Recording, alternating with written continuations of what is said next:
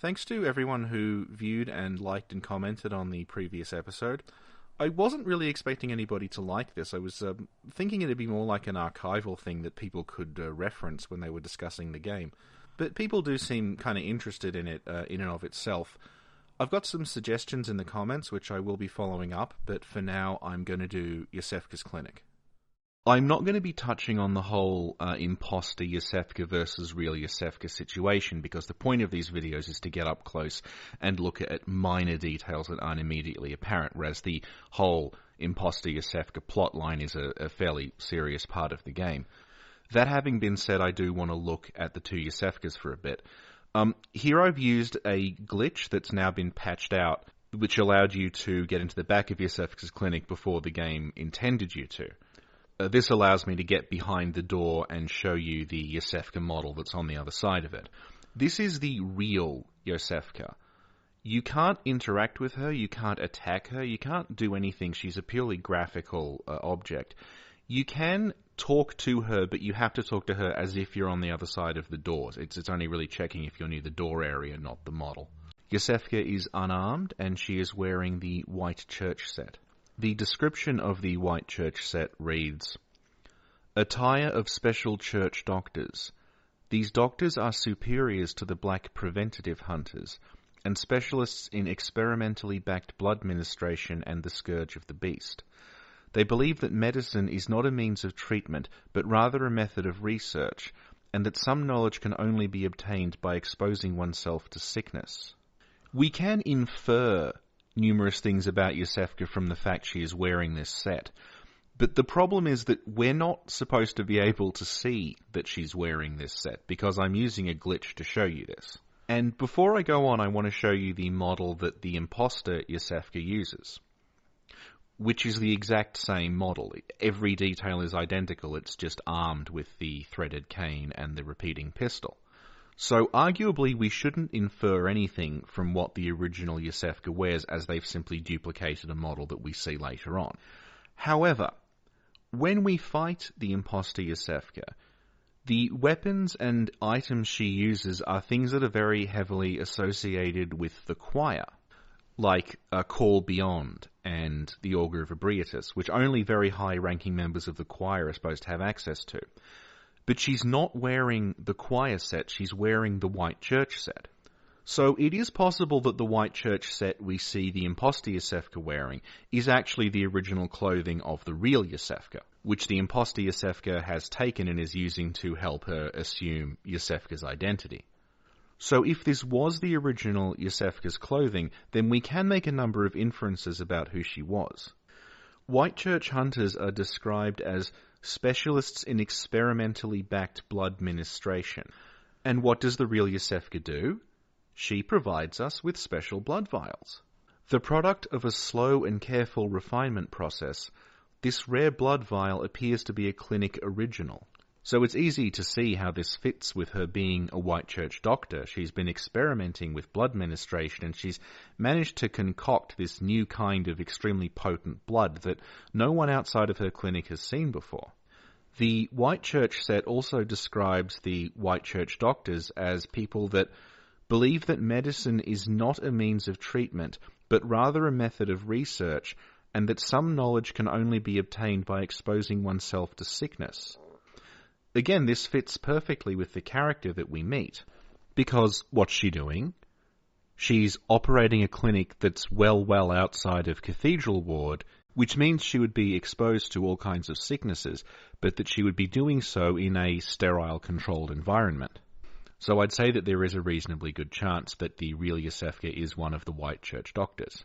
There are numerous environmental clues with regard to what the fake Iosefka is doing and how she's going about it, but the problem is the timing. Bloodborne is, especially in comparison to other Souls games, extremely linear, and the passage of time plays a big role in it. The real Iosefka is replaced by the fake after we enter Erden Chapel for the first time, during which point in the game's timeline it is still the early evening. We can't get access to the back of the clinic and figure out what's really going on until after we've examined the skull on the Grand Cathedral altar, and doing that shifts the time ahead from the evening to what looks to be roughly midnight. So with this in mind, let's look at the back of Iosefka's clinic. What we're entering through doesn't appear to actually be a door. It looks more like a window that's been knocked out. You can see shards of glass on the ground nearby. And you'll also notice that in order to get there, we cross a series of very, very crudely made plank bridges on the roof. So clearly you're not supposed to be able to come and go through this part of the clinic. And what we're coming and going through is a makeshift entrance that's been added. It looks very, very hastily. But as I mentioned with the timeline, it's hard to tell exactly when this was supposed to be added. This could have been there for a while, but equally it could have been added, just after we beat Gascoigne. It's not clear. We find a brain sucker immediately down the ladder, but this kind of doesn't tell us anything helpful either, as the process by which Imposter Iosefka is turning people into Celestials does appear to be extremely quick. We send someone there, and then by the time we've reloaded the clinic, they've been transformed. So although Celestials and brain suckers clearly aren't the same thing, we do know from what Imposter Iosefka does that the transformation process can be very, very rapid. So the presence of a brain sucker here doesn't really help us establish any kind of time frame. There is some stuff outside of the clinic that does give us more of a hint toward the time frame, but I want to stick to the clinic itself for now.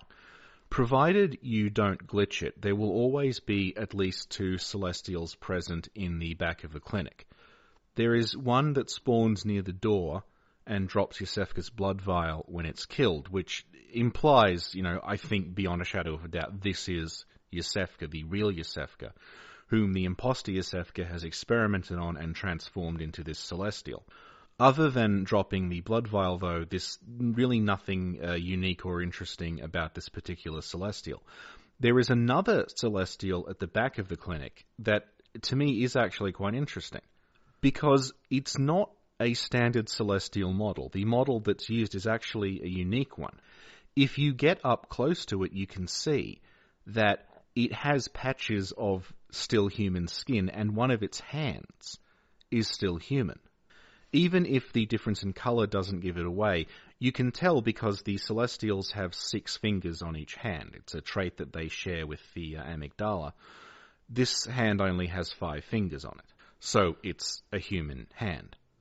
This always loads, as I said. It's not one of the NPCs that we send there. I don't know if it is supposed to be a specific NPC. I think it's just there to clue us into what the imposter Iosefka is doing. But I do have one odd theory. This is a piece of complete speculation. I don't think there's much to back it up, but I'm going to talk about it anyway. I think that this may actually be the man in the wheelchair who gives you the blood ministration at the beginning of the game. One thing I always thought was strange was that as you're leaving Iosefka's clinic for the first time and you see the wolf beast eating the bodies on the ground, you do not see that minister anywhere. Now again, the time frame of Bloodborne is still quite nebulous and confusing to me, but it doesn't seem like that long has passed in between you getting the ministration and you waking up to discover the wolf beast in the clinic. You also notice that the door to the clinic is shut, and outside of that, the gate to Yharnam is shut. So it doesn't look like anyone was able to get away. And we do find bodies, but we don't find the body of the minister. So my initial hunch there was, well, maybe the minister turned into the wolf. And that's entirely possible too. But you'd think if that happened, we would find the wheelchair, because Bloodborne does have a wheelchair model without anyone in it that it does load on some maps. And then I went to the back of the clinic, and I noticed that, there's the wheelchair model. And there it is, in the hallway that leads to the room with that not quite fully transformed Celestial in it. So, given that Imposter Iosefka turns everyone in the clinic into a Celestial, and given that there is a minister who appears to work at the clinic and is not accounted for after the intro of the game, it is entirely possible that that's the origin of this partially transformed corpse. Perhaps imposter Iosefka used him as a guinea pig before she perfected the process and then used that on the real Iosefka and the other people that we send to the clinic. But there's something else about that minister that I think is extremely significant, and that's the way he talks about pale blood. The very first thing he says in the game is, "Oh, yes, pale blood." But then he qualifies it by saying, "Well, you've come to the right place. Yharnam is the home of blood ministration. You need only unravel its mystery." Nothing in that sentence implies he actually knows what pale blood is. Only that if you're looking for blood, you go to Yharnam and get ministered.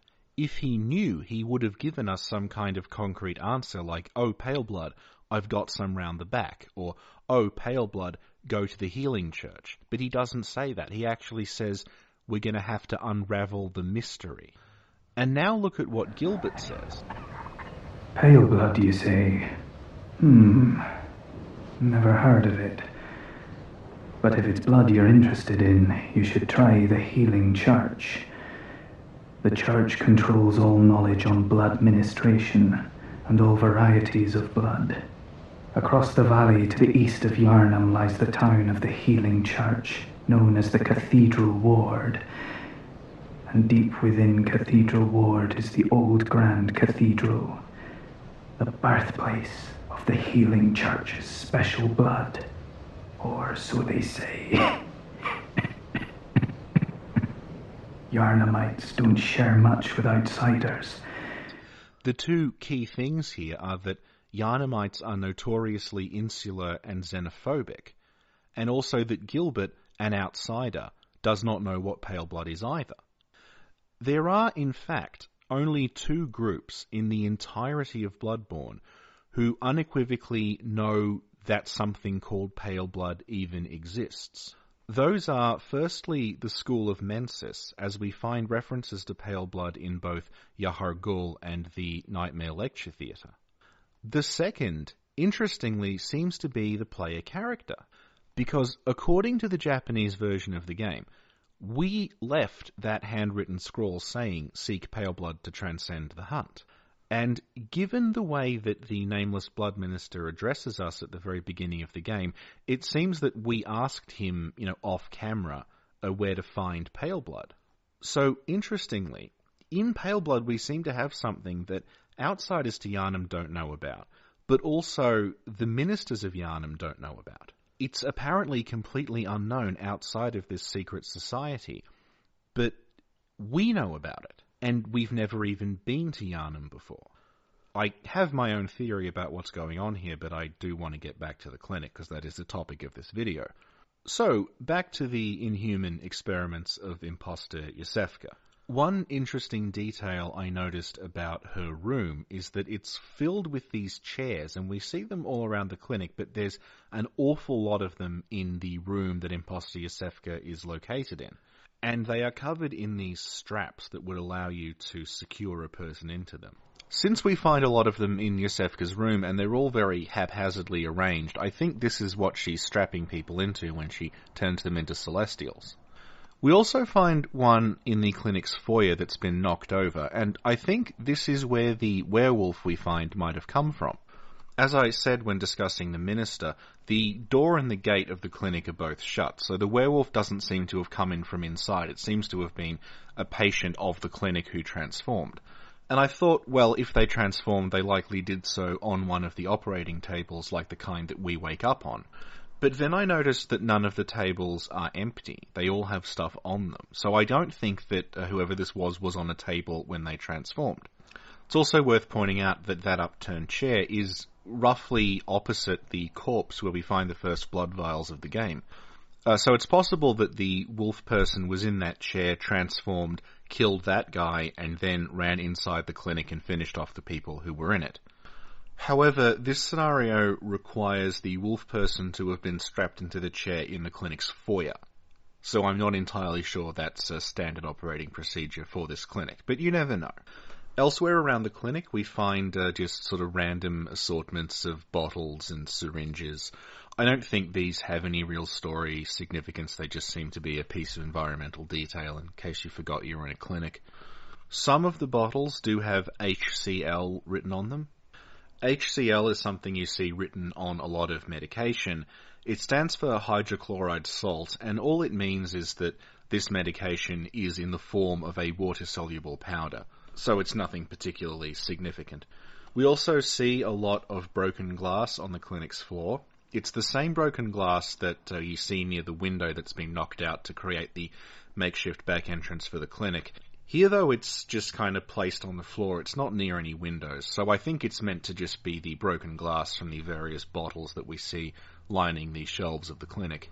We also see a lot of chain on the ground, and I think the chain probably served a similar purpose to the chairs. It's used to secure patients on the off chance that they transform.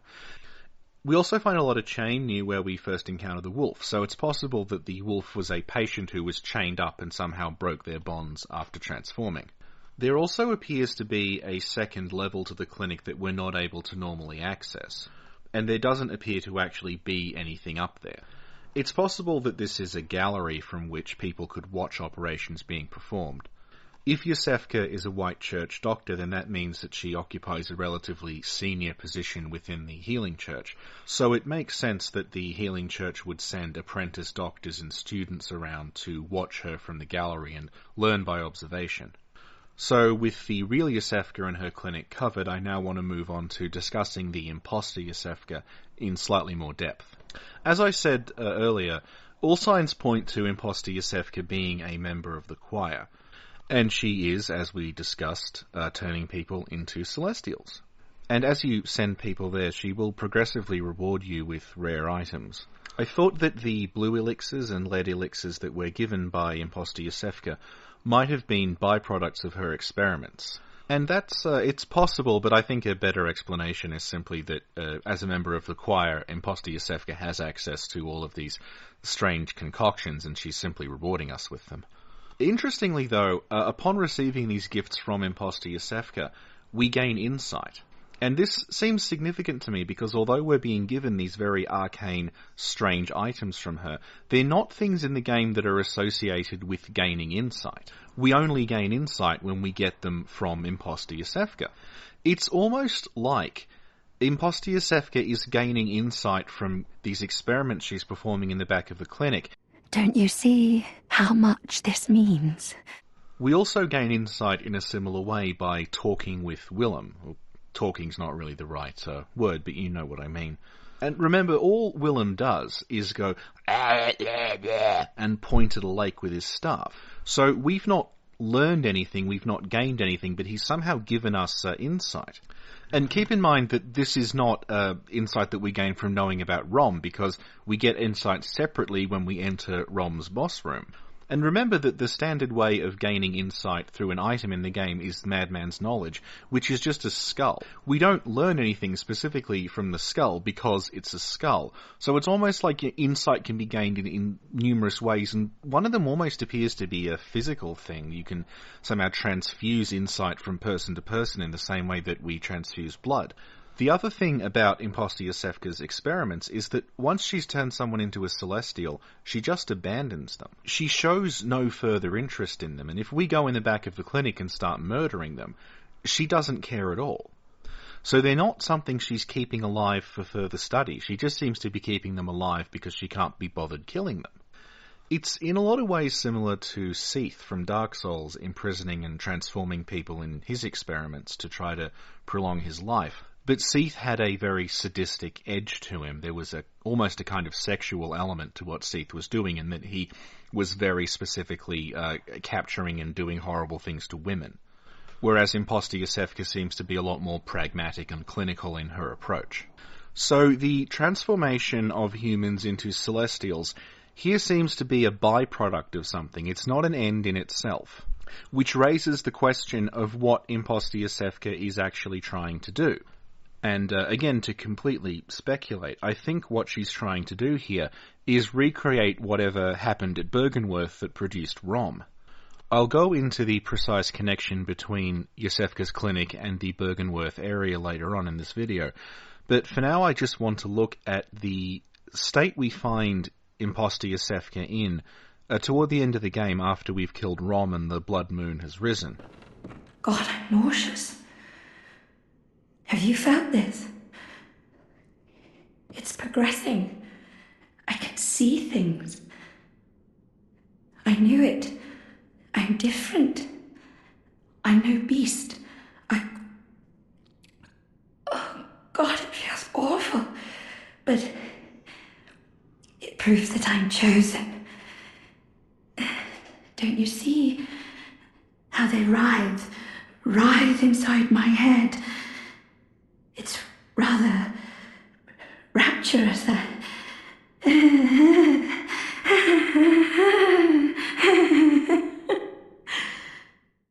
And if we kill her, she drops a third umbilical cord.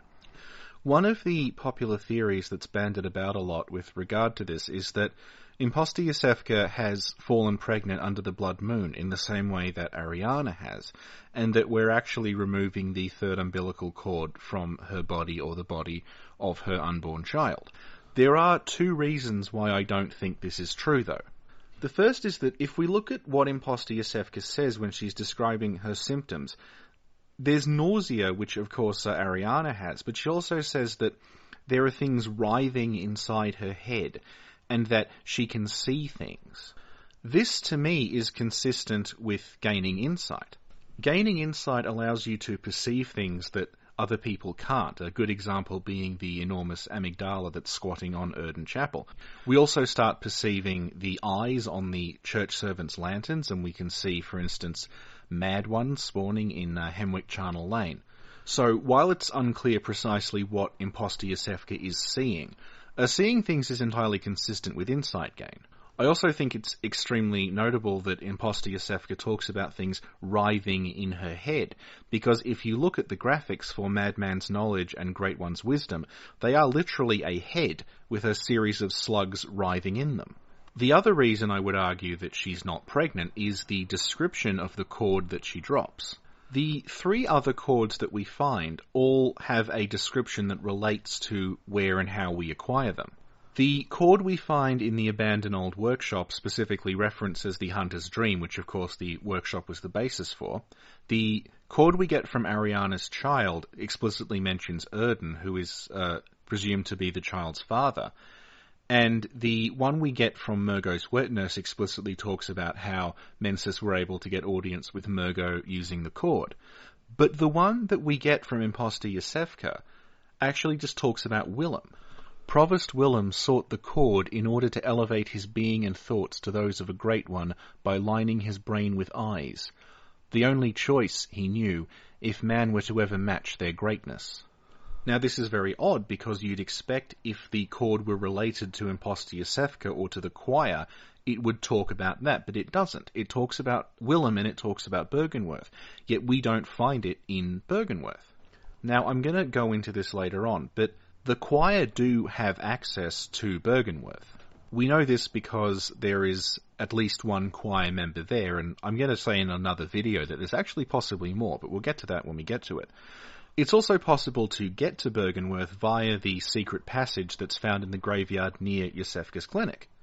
And notably, Imposter Iosefka will not start writhing around like this until after you kill Rom, who is described as hiding all manner of rituals. So what I'm going to argue is this cord came from Byrgenwerth. Given that Rom is an ascended human being, it's possible that the cord is actually inside of her body and we simply aren't able to retrieve it. And interestingly, we find a corpse in the upper cathedral ward, which is run by the choir, that looks an awful lot like Rom. So it's possible that the choir have somehow retrieved Rom's body after we killed her, and then they've taken it back to Cathedral Ward and performed some kind of autopsy and removed the cord from it. A flaw with this, though, is it makes you wonder why the cord has ended up with Imposter Iosefka at this clinic rather than safeguarded in the upper Cathedral Ward. So it's also possible that imposter Iosefka has herself gone to Byrgenwerth and ransacked it after we're done there and found this cord. So imposter Iosefka seems to have figured out that the key to ascending from a human to a Great One is the acquisition of the third umbilical cords. So her experimentation on her patients may have simply been her just trying to figure out exactly how the ascension process works. Now, the imposter Iosefka never actually herself ascends. It's not clear exactly how long it takes to ascend to a Great One.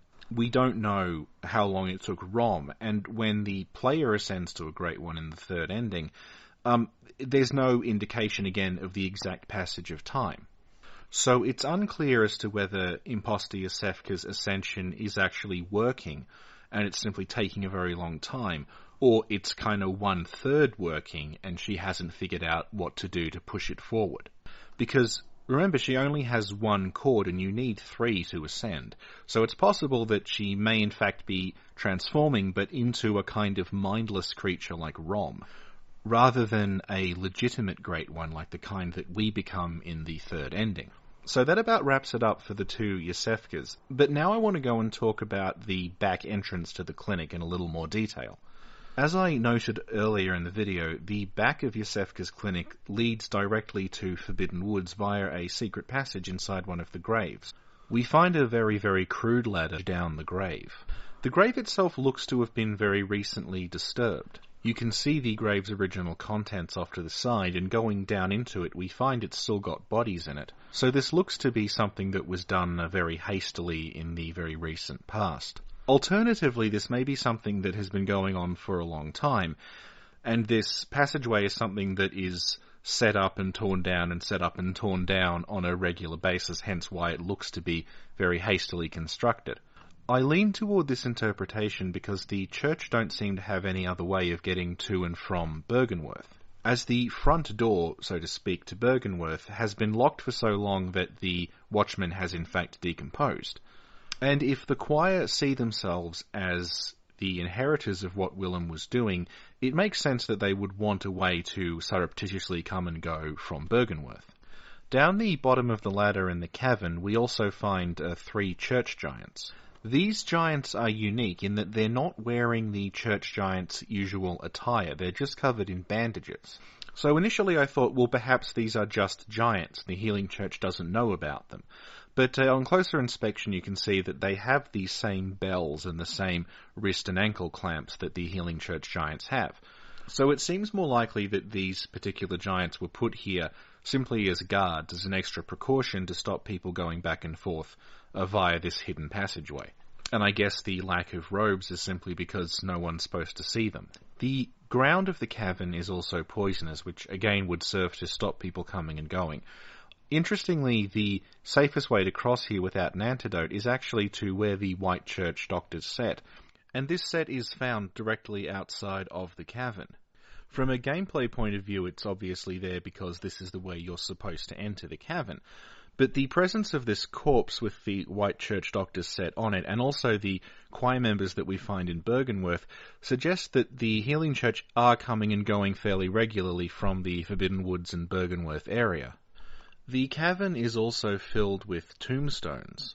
My initial thought when I first played the game was that the tombstones were from the graveyard above and they had collapsed down into it when they had dug the passageway up to the clinic. With 7 or 8 playthroughs worth of hindsight, though, I think it's a lot more likely that the cavern we're looking at here is actually part of the labyrinth that we know as the Chalice Dungeons. I'll go into depth on the labyrinth in another video, but for now I just want to say that I am reasonably convinced that the labyrinth is located, at least in part, directly underneath Forbidden Woods and Byrgenwerth. The labyrinth is filled with tombs and gravestones, and if you look at the description of the Hintertomb Chalice, as also in the name, obviously, the entire Hintertomb area is just one gigantic graveyard that's still to this day being expanded by the Watchers. Now, this cavern is clearly not connected physically to the rest of the labyrinth, because we can't access anywhere else from it, but the labyrinth is very, very old, and it's entirely possible that there's been some kind of cave-in that's sealed off this area. We also find what looks like a combination of cold blood flowers and tomb mold. If this is tomb mold, that does suggest that this is part of the labyrinth, as that's where tomb mold grows. And in a very interesting little detail that I have no idea if it was intentional or not, but one of the things that you need to use the East Chalice, which the choir are in possession of, is fully matured tomb mold. So perhaps they're using this place to harvest tomb mold to help them access the East dungeons. The obvious problem with that, though, is that if we go down there, we don't find any actual collectible tomb mold. So that's probably just bollocks. We also find these extremely annoying parasite maggot worm things. These appear to be extremely significant, although I don't exactly know how or why. The official guide calls these parasitic leeches, and they're found only here, obviously, the Chalice Dungeons, Canehurst, and the Nightmare of Mensis. If you ever fought the headless version of the Bloodletting Beast, you'll also know that when you get it down to, I think, half health, a huge version of this creature will burst out of the stump where its head was attached, and function basically as a new head. And the other thing about that particular Bloodletting Beast is that all signs point to it actually being Lawrence. So these leeches are clearly significant, I just don't know in what way yet. But that's another video, so I'll call it here. It's already half an hour. I thought it would be 10 minutes long. I was thinking, the last video was half an hour long. I should pick something simple without any Lovecraft quotations. I'll do Iosefka's Clinic. It's already recorded, and now it's even longer. So, see you next time. I'll probably do The Hunter's Dream, and it will be 8 hours long.